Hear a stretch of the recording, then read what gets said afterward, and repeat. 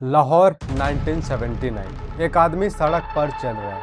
Pakistani police उसे ढूंढ रही है। आईएसआई के एजेंट्स उसके पीछे हैं। उसकी पहचान का हर सबूत नकली है। उसका नाम झूठा है। उसकी कहानी गढ़ी हुई है, लेकिन कोई उसको जानता नहीं है। वो भारतीय जासूस है। यह है अजित कुमार डोभाल की कहानी। एक ऐसे इंसान की जिसने अपनी पहचान मिटा दी, अपना नाम बदल दिया, अपने देश को छोड़कर दुश्मन के देश में 7 साल रहा। देखिए, खतरा हर एक आदमी को लगता है, डर तो हर एक आदमी को लगता है। इसकी टाइमिंग है। कुछ को घटना से पहले लगता है, कुछ को घटना के वक्त लगता है, कुछ को घटना के बाद लगता है। मैं थर्ड कैटेगरी वाला आदमी हूँ। आज आप सुनेंगे इंडियन इंटेलिजेंस के सबसे खतरनाक और रहस्यमय मिशन की कहानी। एक ऐसे कहानी जो आज भी क्लासिफाइड फाइल्स में बंद है। एक ऐसी कहानी जिसने इंडिया पाकिस्तान के बीच पावर बैलेंस को हमेशा के लिए बदल दिया। ये है अजित डोभाल, भारत का सबसे खतरनाक जासूस। अजित डोभाल का जन्म 20 जनवरी 1945 उत्तराखंड के पौड़ी गढ़वाल में हुआ। पिता इंडियन आर्मी में मेजर, मां उत्तर प्रदेश के पूर्व मुख्यमंत्री हेमवती नंदन बहुगुणा के परिवार से जुड़ी हुई है।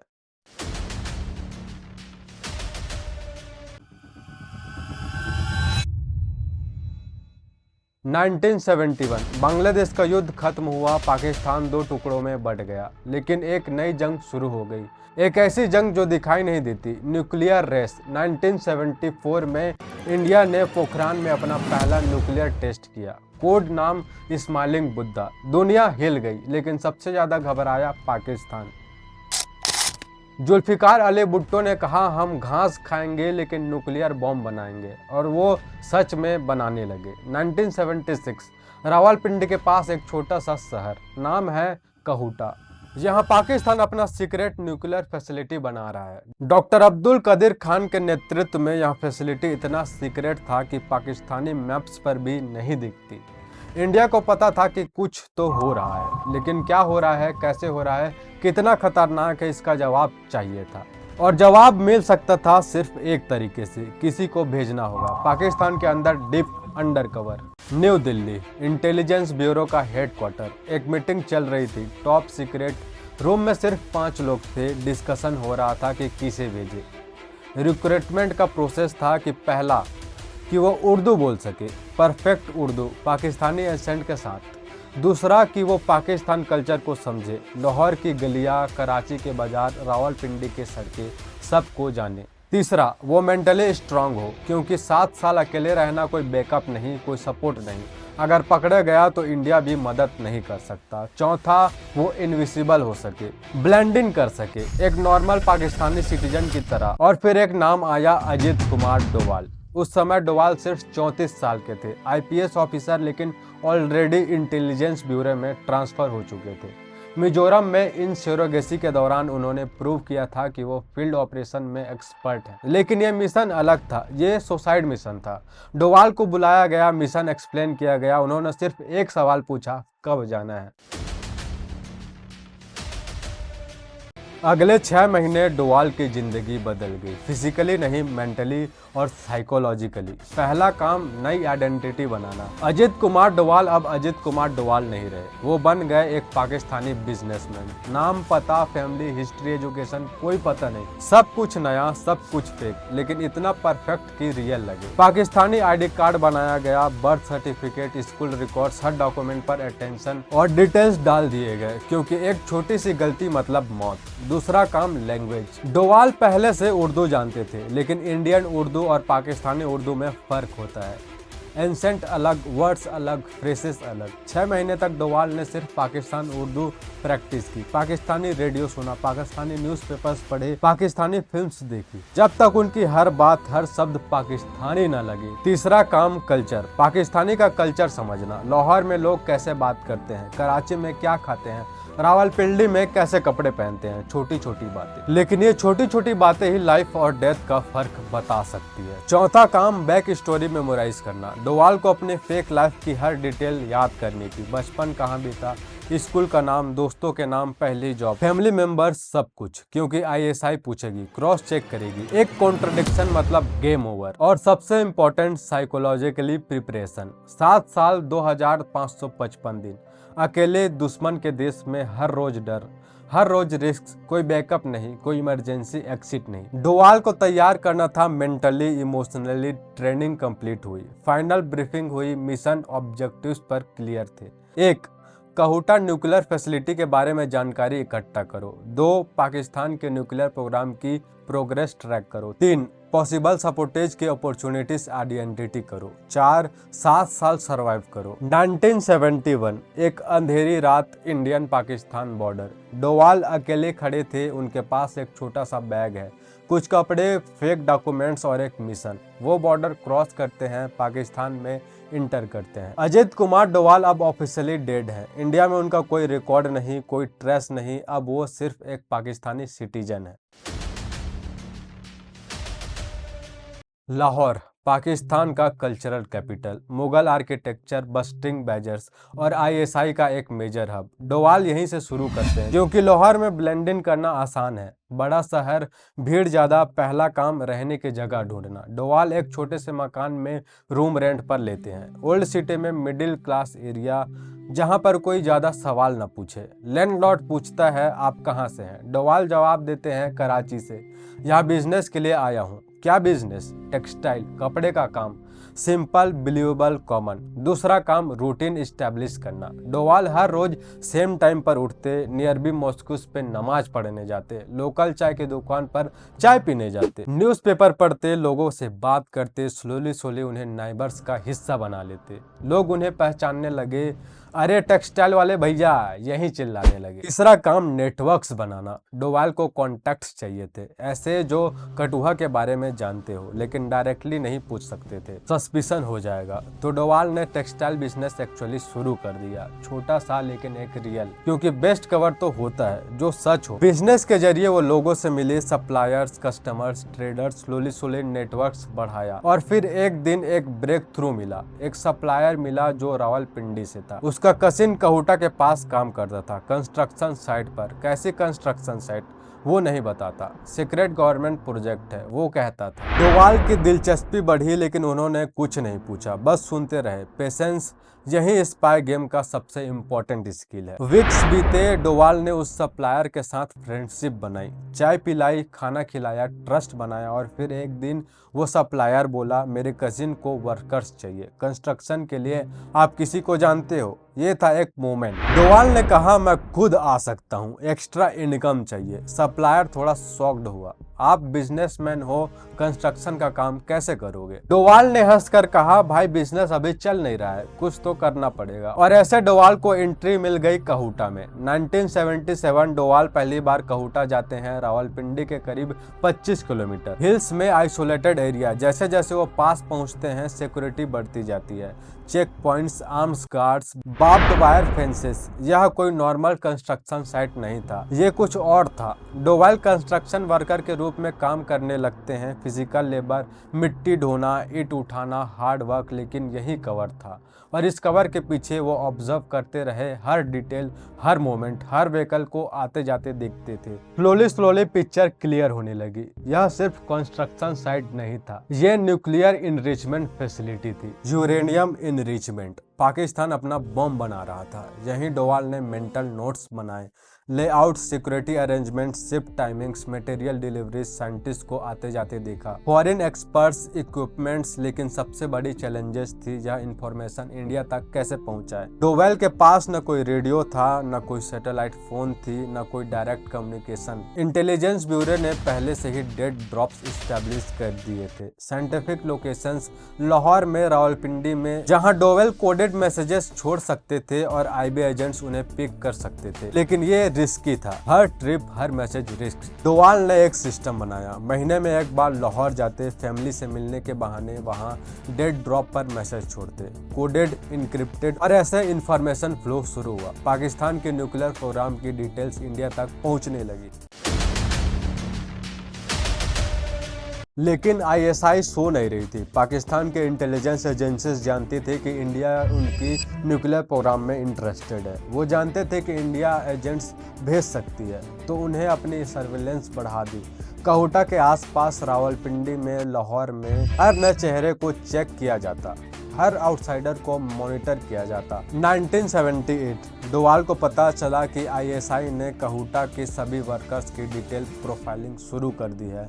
Photos, fingerprints, family details. यह खतरनाक था, बहुत खतरनाक। डोवाल की फेक आइडेंटिटी स्ट्रांग थी, लेकिन डीप इन्वेस्टिगेशन में कोई भी कवर टूट सकता है। एक छोटी सी इनकंसिस्टेंसी, एक डॉक्यूमेंट जो मैच न करे, एक पर्सन जो उसकी फेक बैक स्टोरी को वेरीफाई न कर पाए। डोवाल ने अपनी स्ट्रेटेजी बदल दी। वो कहूटा में कम जाने लगे, सिर्फ जब बहुत जरूरी हो। लो प्रोफाइल, लेकिन फिर एक दिन एक मोमेंट आ ही गया जिसका डर था। डोवाल लाहौर में एक दिन चाय की दुकान पर बैठे थे, न्यूज़पेपर पढ़ रहे थे और तभी दो आदमी आए, प्लेन क्लोथ्स, लेकिन डोवाल ने पहचान लिया आईएसआई हैं। वे डोवाल के पास आए, बैठ गए। अस्सलाम वालेकुम। एक ने कहा वालेकुम अस्सलाम। डोवाल ने जवाब दिया, आप कराची से हैं? दूसरे ने पूछा, जी हाँ। टेक्सटाइल का बिजनेस? जी। बिजनेस कैसा चल रहा है? डोवाल ने हंसकर कहा, मुश्किल से। आजकल कंपटीशन बहुत है। क्वेश्चंस कंटिन्यू होते रहे, लेकिन डोवाल जानते थे कि ये इंट्रोगेशन है, सॉफ्ट इंट्रोगेशन। आप कहूटा जाते हैं कभी? डोवाल का दिल तेज धड़का, लेकिन चेहरे पर कुछ नहीं दिखाया। हाँ, कभी कभी। वहाँ कंस्ट्रक्शन का काम करता हूँ, एक्स्ट्रा इनकम के लिए वहाँ जाता हूँ। वहाँ क्या देखा? कुछ खास नहीं। कंस्ट्रक्शन साइट, बिल्डिंग बन रही है, काम करते हैं, पैसा मिलता है, घर जाते हैं। बेस्ट लाइन वो होती है जिसमें ट्रूथ हो। आईएसआई एजेंट्स ने एक दूसरे को देखा, फिर डोवाल को, ठीक है, अल्लाह हाफिज, वो चले गए। डोवाल वहीं बैठे रहे, न्यूज़पेपर पढ़ते रहे, लेकिन अंदर से जानते थे यह शुरुआत थी। आईएसआई अब उन पर नजर रखेगी। अगले हफ्ते में डोवाल ने नोटिस किया वो फॉलो किए जा रहे थे, हमेशा नहीं लेकिन कभी कभी। एक मोटरसाइकिल, एक कार, डिफरेंट फेसेस लेकिन सेम पैटर्न। आईएसआई उन्हें मॉनिटर कर रही थी। डोवाल ने अपना बिहेवियर और नॉर्मल कर दिया, रेगुलर रूटीन, कई सस्पिशियस एक्टिविटी नहीं। कहूटा जाना बंद कर दिया कंप्लीटली। मंथ्स बीते, सर्विलेंस धीरे धीरे कम होती गई। आईएसआई को कुछ नहीं मिला। डोवाल सिर्फ एक स्ट्रगलिंग बिजनेसमैन थे, नथिंग मोर। लेकिन डोवाल जानते थे यह गेम खत्म नहीं हुई। 1979 डोवाल ने अपनी स्ट्रेटेजी फिर से बदली। डायरेक्ट इन्वॉल्वमेंट रिस्की थी। वो अब उन वर्कर के साथ फ्रेंडशिप बनाने लगे जो कहूटा में काम करते थे। उनसे कैजुअल बात करते थे, चाय पीते थे, खाना खाते थे, ट्रस्ट बनाते थे और धीरे धीरे इंफॉर्मेशन मिलने लगी। वर्कर्स बातें करते, कंप्लेन करते, इतनी सिक्योरिटी क्यों है, क्या बन रहा है वहाँ। फॉरेन साइंटिस्ट आते हैं, डोवाल सुनते रहे, मेंटल नोटिस बनाते रहे और फिर वो इंफॉर्मेशन कोडेड मैसेज में इंडिया भेजते रहे। उन 7 सालों में डोवाल ने जो इंफॉर्मेशन भेजी वो इनविजिबल थी। पाकिस्तान के न्यूक्लियर प्रोग्राम की कंप्लीट टाइमलाइन, कहूटा फैसिलिटी का लेआउट, सिक्योरिटी अरेंजमेंट, साइंटिस्ट के name, foreign suppliers, technology sources, progress report. यह इंफॉर्मेशन इंडिया के लिए गेम चेंजर थी। इंडिया को पता चल गया कि पाकिस्तान कितनी तेजी से आगे बढ़ रहा है और इंडिया ने अकॉर्डिंगली अपनी न्यूक्लियर प्रोग्राम को एक्सेलरेट किया। लेकिन हर दिन एक रिस्क था, हर दिन एक टेस्ट था। एक बार डोवाल ने लैंडलॉर्ड से पूछा, आपकी फैमिली कराची में है, कभी मिलने नहीं जाते? डोवाल ने कहा, पैसे नहीं है, जब बिजनेस ठीक होगा तब जाऊंगा। एक बार एक नाइबर ने कहा, आपकी उर्दू थोड़ी अलग है, कहाँ से हो एक्चुअली? डोवाल ने हंसकर कहा, कराची में भी अलग अलग एरियाज है, मैं पोर्ट एरिया से हूँ। हर सवाल, हर डाउट केयरफुली हैंडल करना पड़ता था। एक गलती, बस एक गलती और गेम ओवर। 1983 डोवाल को पाकिस्तान में 7 साल हो गए थे। मिशन सक्सेसफुल था, लेकिन अब टाइम था वापिस आने का। लेकिन निकलना उतना ही मुश्किल था जितना घुसना। आईएसआई अब भी एक्टिव थी, बॉर्डर सिक्योरिटी टाइट थी, कोई भी सस्पिशियस मूवमेंट डिटेक्ट हो जाते थे। डोवाल को एक क्लीन एक्सिट चाहिए था, ऐसा एक्सिट जो कोई ट्रायल ना हो। इंटेलिजेंस ब्यूरो के साथ कोडेड मैसेजेस के थ्रू प्लान बनाया गया, एक्सिक्यूशन प्लान। डोवाल धीरे धीरे अपनी प्रेजेंस कम करने लगे। बिजनेस स्ट्रगल कर रहा था, वो लोगों को बताने लगे कि शायद कराची वापस जाना पड़ेगा। लेकिन फिर एक्सटेंशन से ठीक 2 हफ्ते पहले सबसे खतरनाक मोमेंट आया। डोवाल अपने रूम में थे, रात के 2 बज रहे थे और तभी दरवाजे पर नॉक हुई, लाउड, एग्रेसिव। डोवाल का दिल धड़का। यह नॉर्मल लॉक नहीं था। उन्होंने दरवाजा खोला, बाहर 4 आदमी खड़े थे। आईएसआई, चलिए हमारे साथ। क्यों, क्या हुआ? सवाल बाद में, पहले चलिए। डोवाल को एक बिल्डिंग में ले जाया गया। इंटरोगेशन रूम, एक टेबल, 2 चेयर्स, एक bulb, classic setup. Senior ISI officer बैठा था। उसने डोवाल को देखा, लॉन्ग स्टेयर। आपका नाम? आप जानते हैं, मैं यहाँ 7 साल से रहता हूँ। फिर से बताओ। डोवाल ने अपना फेक नेम बताया। कराची से हो, कराची से कौन से एरिया, डोवाल ने डिटेल बताया। हर स्ट्रीट, हर लैंडमार्क उनकी फेक बैक स्टोरी परफेक्ट थी। उन्होंने 7 साल पहले जो मेमोराइज किया था वो भी अब याद आ रहा था। हर डिटेल, हर क्वेश्चंस आ रहे थे। हवर्स तक सेम क्वेश्चंस, डिफरेंट वेज। यह टेक्निक थी कंसिस्टेंसी चेक करने का, कॉन्ट्रडिक्शंस ढूंढना। कहूटा में क्या काम करते थे? कंस्ट्रक्शन, मजदूरी। क्या देखा वहाँ? Buildings, construction sites. कुछ खास नहीं। किसी से बात करते थे? हाँ, बाकी वर्कर्स से। नॉर्मल बात। क्या बात? काम की, पैशन की, फैमिली की। ऑफिसर्स ने अपना टोन बदला, एग्रेसिव हो गया। हम जानते हैं तुम कौन हो। डोवाल ने सीधा उनकी आंखों में देखा। मैं एक बिजनेसमैन हूँ, स्ट्रगलिंग बिजनेसमैन। अगर आपको कोई प्रूफ है तो मैं कौन हूँ ये बता के दिखाओ। ऑफिसर्स ने कुछ नहीं कहा क्योंकि उनके पास कोई प्रूफ ही नहीं था, सिर्फ सस्पिशन था। हावर्स बीते, फाइनली ऑफिसर्स ने कहा तुम जा सकते हो, लेकिन हम तुम्हें देख रहे हैं। डोवाल बाहर निकले, लेकिन जानते थे क्लॉक टिक कर रही थी। जितना जल्दी निकलते उतना बेटर। अगले 2 हफ्ते सबसे टेंस थे। डोवाल ने अपनी फाइनल प्रिपरेशन की। उन्होंने अपना टेक्सटाइल बिजनेस क्लोज करना शुरू कर दिया। सप्लायर्स को इन्फॉर्म कर दिया कि मैं कराची जा रहा हूँ, वापस नहीं आऊंगा। लैंडलॉर्ड को रेंट क्लियर कर दिया। नेबर्स से अलविदा कहा। एवरीथिंग नॉर्मल था। और वो दिन आ गया, 1983। एक सुबह डोवाल ने अपना छोटा सा बैग उठाया। उसी बैग के साथ वो 7 साल पहले आए। लाहौर रेलवे स्टेशन गए, कराची की ट्रेन पकड़ी, लेकिन कराची नहीं गए, बीच में उतर गए एक छोटे से स्टेशन पर, जहां से इंडियन पाकिस्तान बॉर्डर नजदीक था। रात, अंधेरा। डोवाल बॉर्डर की तरफ बढ़े, वही रूट से जहां 7 साल पहले आए थे, लेकिन अब सिक्योरिटी ज्यादा थी। Fencing, protocols. इंटेलिजेंस ब्यूरो ने एक विंडो क्रिएट की थी 30 मिनट की, जब पेट्रोल गैप होगा। 11:47 PM डोवाल ने बारबेड वायर के नीचे से क्राउल किया, स्लोली, साइलेंटली, हर साउंड, हर movement calculated. 11:58 PM no man's land में थे, इंडिया और पाकिस्तान के बीच स्ट्रिप में, सबसे डेंजर जोन। 12:04 AM को डोवाल ने इंडियन टेरिटरी में कदम रखा। 7 साल बाद वो वापस आ गए थे हमारे भारत देश में। डोवाल जब इंडिया वापस आए तो वो हीरो थे, लेकिन सीक्रेट हीरो। कोई परेड नहीं, कोई मेडिकल सेरेमनी नहीं, कोई पब्लिक रिकॉग्नाइजेशन नहीं, क्योंकि यह मिशन अभी भी क्लासिफाइड था और आज भी है। लेकिन जो इन्फॉर्मेशन डोवाल ने भेजी थी उसका इम्पैक्ट क्या था? पहला, इंडिया को पाकिस्तान के न्यूक्लियर प्रोग्राम की कंप्लीट पिक्चर मिल गई थी। टाइमलाइन, कैपेबिलिटीज, वीकनेस, यह स्ट्रेटेजिक एडवांटेज था। दूसरा, इंडिया ने अपना न्यूक्लियर प्रोग्राम को अकॉर्डिंगली एडजस्ट किया। पाकिस्तान जो कर रहा था, इंडिया उससे आगे रहा। तीसरा, इंटरनेशनल कम्युनिटी को अलर्ट कर दिया गया। डोवाल की इन्फॉर्मेशन को बेसिक्स पर लिया गया। इंडिया ने वेस्टर्न कंट्रीज को बताया कि पाकिस्तान क्या कर रहा है। यह डिप्लोमेटिक प्रेशर क्रिएट करने में हेल्प किया। चौथा, कहूटा फैसिलिटी की एक्सैक्ट लोकेशन और लेआउट की इंफॉर्मेशन मिली। ये मिलिट्री प्लानिंग के लिए क्रूशियल थी। डोवाल के मिशन की सक्सेस ने इंडियन इंटेलिजेंस कम्युनिटी में एक नया स्टैंडर्ड सेट किया। डीप कवर ऑपरेशंस मिशंस के बाद डोवाल का करियर स्काई रॉकेट हुआ, लेकिन क्वाइटली। वो कश्मीर में पोस्टेड हुए, इंसोरोगेसी हैंडल की, फिर नॉर्थ ईस्ट, फिर इंटेलिजेंस ब्यूरो में सीनियर पोजीशन। 2014 में वो बने national security adviser of India, सबसे पावरफुल सिक्योरिटी पोजीशन। और आज भी जब इंडियन पाकिस्तान के बीच टेंशन होता है, जब सर्जिकल स्ट्राइक्स होते हैं, जब कन्वर्ट ऑपरेशंस होते हैं, उन सबके पीछे एक आदमी का दिमाग काम करता है, अजीत कुमार डोवाल। वो आदमी जिसने 7 साल पाकिस्तान में बिताए, जिसने हर रोज मौत के साथ खेला, जिसने अपनी आइडेंटिटी मिटा दी, अपना नाम बदल दिया, अपने परिवार को छोड़ दिया, क्योंकि एक ही रीजन था, वो है भारत।